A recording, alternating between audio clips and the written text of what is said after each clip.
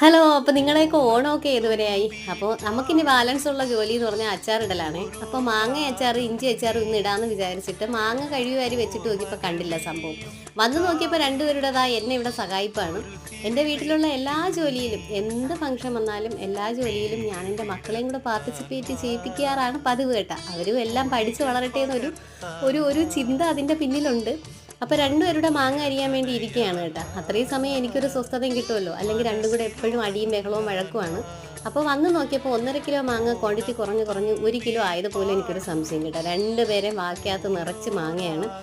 ആ കുരുപ്പരിയുന്നതെല്ലാം തറയിൽ പൊയ്ക്കൊണ്ടിരിക്കുകയാണ്. അപ്പോൾ പുളിയില്ലാത്ത മാങ്ങയായതുകൊണ്ട് അവരിങ്ങനെ തിന്നാണ് അരിയുന്നത്.